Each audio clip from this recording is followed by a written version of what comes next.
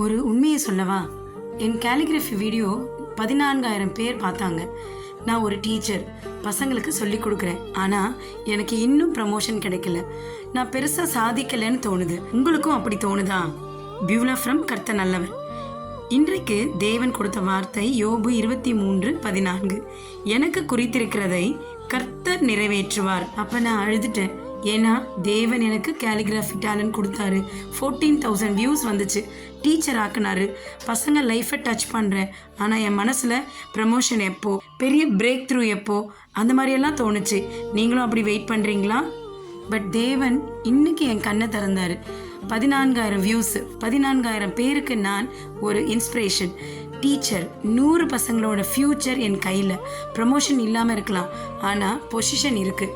ராஜாவோட பிள்ளைங்கிற பொசிஷன் எனக்கு இருக்குது. தாவீது ராஜா ஆகிறதுக்கு முன்னாடி ஆடு மேய்த்தான். யாரும் கிங்குன்னு கூப்பிடல, ஆனால் தேவனோட டைரியில் ராஜான்னு எழுதியாச்சு. என் ஸ்கூல் ரெக்கார்டில் சீனியர் டீச்சர்னு இல்லாமல் இருக்கலாம், ஆனால் ஹெவன் ரெக்கார்டில் உண்மையுள்ள ஊழியக்காரின்னு எழுதியிருக்கு. 1 கொரிந்தியர் 4:2 உண்மை உள்ளவனாக காணப்படுவதே முக்கியம் என்று வேதம் சொல்லுகிறது. ஸோ இன்னைக்கு யாரெல்லாம் என்ன மாதிரி ஃபீல் பண்ணுறீங்களோ, வியூஸ் இருக்குது ஆனால் விக்ட்ரி இல்லை, டேலண்ட் இருக்குது ஆனால் ரெக்கக்னேஷன் இல்லை, வேலை இருக்குது ஆனால் ப்ரமோஷன் இல்லை, கமெண்ட் பண்ணுங்கள். அவர் நிறைவேற்றுவார். கர்த்தர் நிறைவேற்றுவார். நாம் சேர்ந்து நம்புவோம், சேர்ந்து வெயிட் பண்ணுவோம். ப்ரே பண்ணலாமா?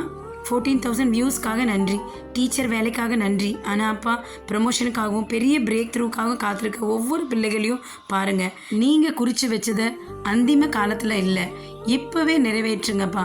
இயேசுவின் நாமத்தில் ஆமேன். God bless you all.